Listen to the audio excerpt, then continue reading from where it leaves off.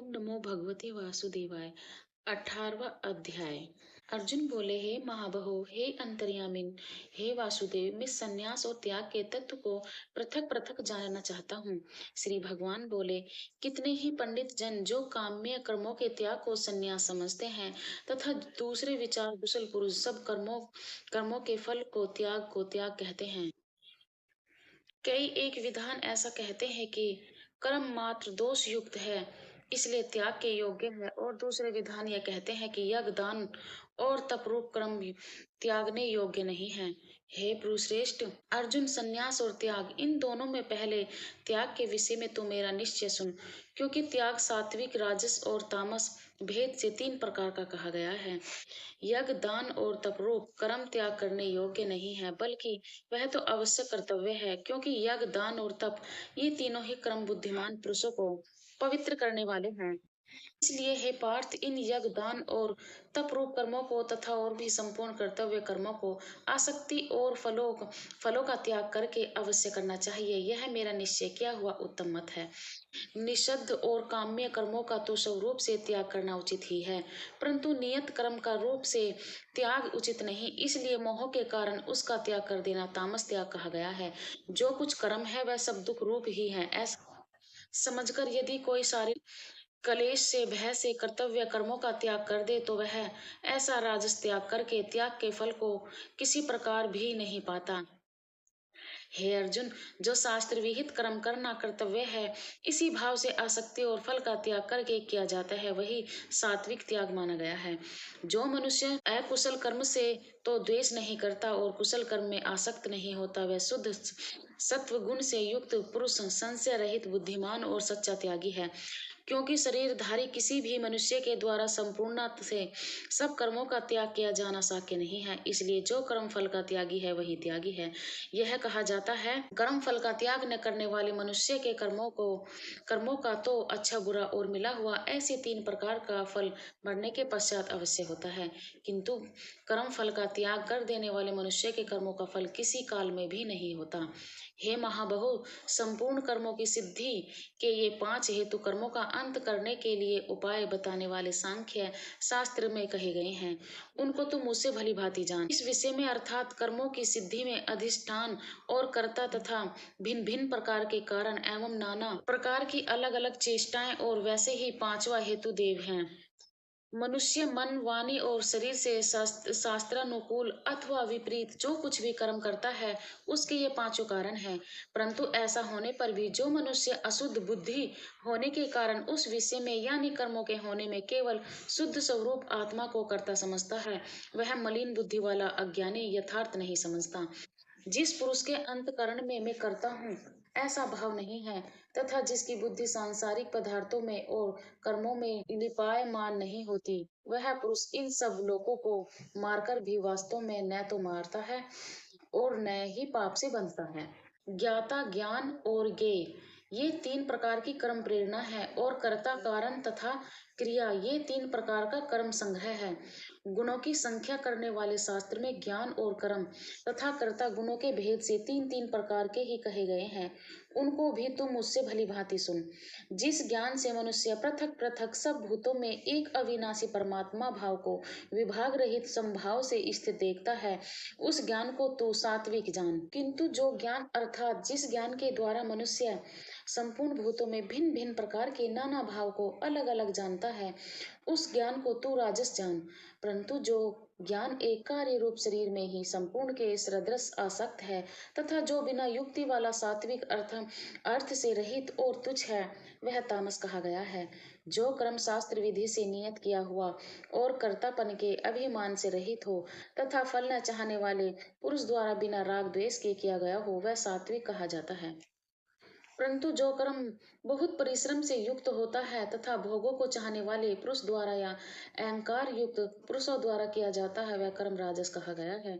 जो कर्म परिणाम हानि, हिंसा और सामर्थ्य को न विचार कर केवल अज्ञान से आरंभ किया जाता है, वह तामस कहा जाता है। जो कर्ता संग रहित, अहंकार के वचन न बोलने वाला, धैर्य और उत्साह से युक्त तथा कार्य के सिद्ध होने और न होने में हर्ष शोक आदि विकारों से रहित है, वह सात्विक कहा जाता है। जो कर्ता आसक्ति से युक्त कर्मों के फल को चाहने वाला और लोभी है तथा दूसरों को कष्ट देने के स्वभाव वाला अशुद्धचारी और हर शोक से लिप्त है वह राजस कहा जाता है। जो कर्ता अयुक्त शिक्षा से रहित घमंडी धूर्त और दूसरों की जीविका का नाश करने वाला तथा शोक करने वाला आलसी और दीर्घ सूत्री है वह तामस कहा जाता है।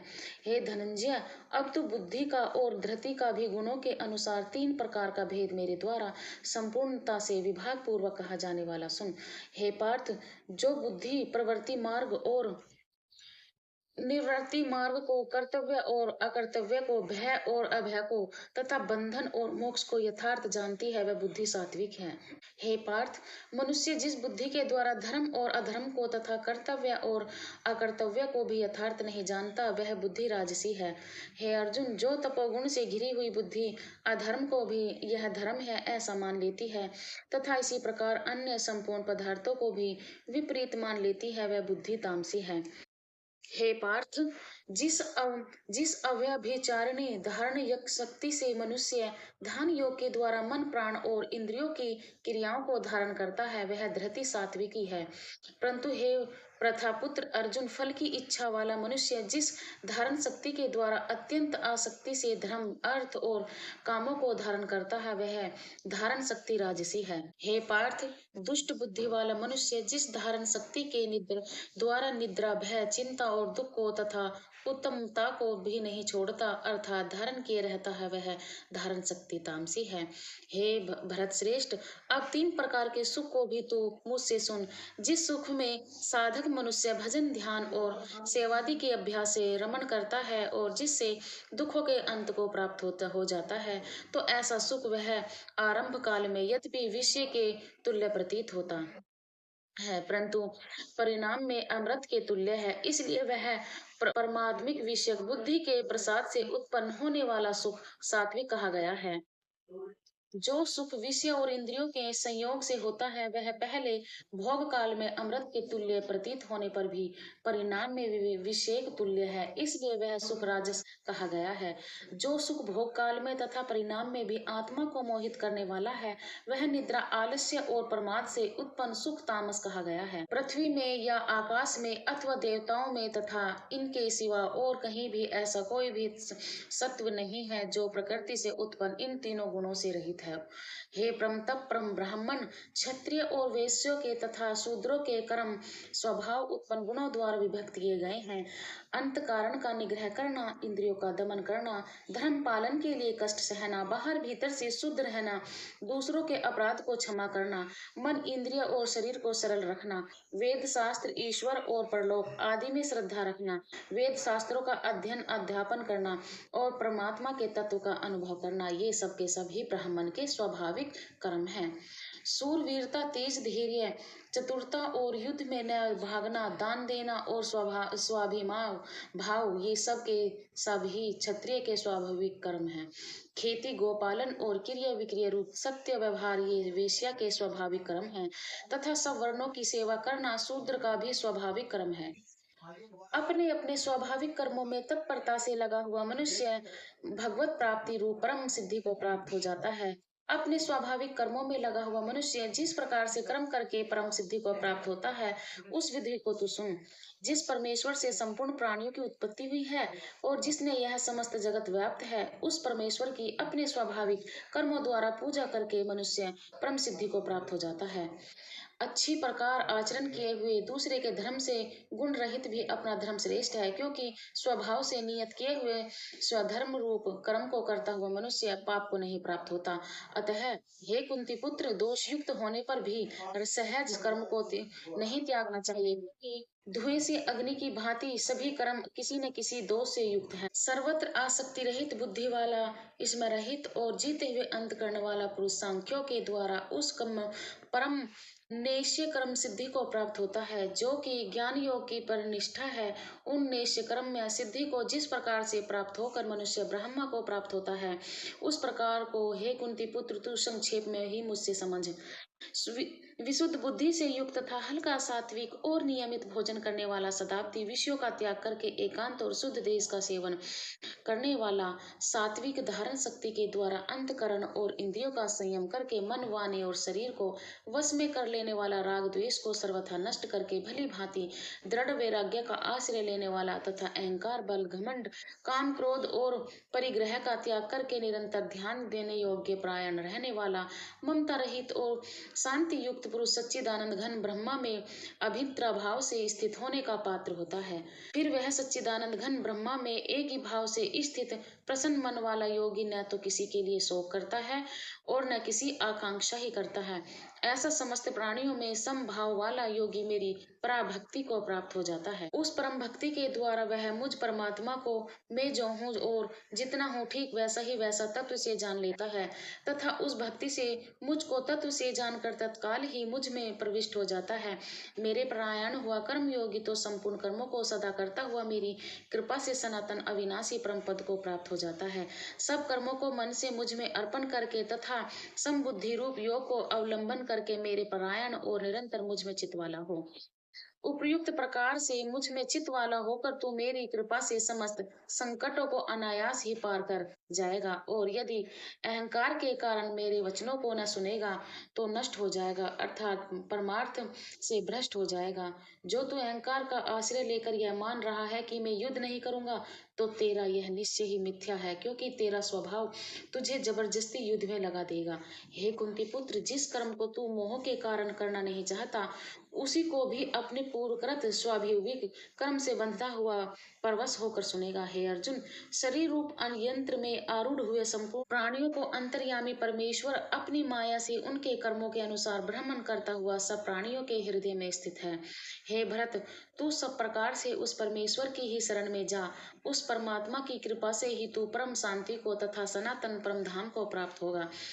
इस प्रकार यह गोपनीय से भी अति गोपनीय ज्ञान मैंने तुझसे कह दिया। अब तू इस रहस्य युक्त ज्ञान को पूर्णतया भली भांति विचार कर जैसा चाहता है वैसे ही कर। संपूर्ण गोपनीय से अति गोपनीय मेरे परम रहस्य युक्त वचन को तू फिर भी सुन। तू मेरा अतिशय प्रिय है, इससे यह परम हितकारक वचन मैं तुझसे कहूंगा। हे अर्जुन, तू मुझ में मन वाला और मेरा भक्त बन मेरा पूजन करने वाला हो और मुझको प्रणाम कर। ऐसा करने से तू तुझे ही प्राप्त होगा और मैं तुझसे सत्य प्रतिज्ञा करता हूँ, क्योंकि तू मेरा अत्यंत प्रिय है। संपूर्ण धर्मों को अर्थात संपूर्ण कर्तव्य कर्मों को मुझ में त्याग कर तू केवल एक मुझ सर्वशक्तिमान सर्वाधार परमेश्वर की ही शरण में आ जा। मैं तुझे संपूर्ण पापों से युक्त कर दूंगा, तू शोक मत कर।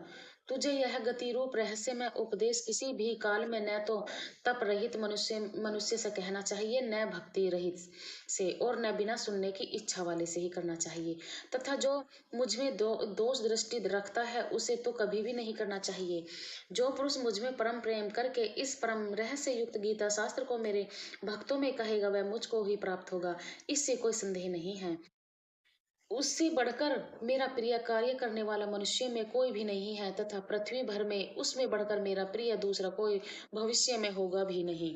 जो पुरुष इस धर्म में हम दोनों के संवाद रूप गीता शास्त्र को पढ़ेगा उसके द्वारा भी मैं ज्ञान यज्ञ से पूजित होऊंगा, ऐसा मेरा मत है।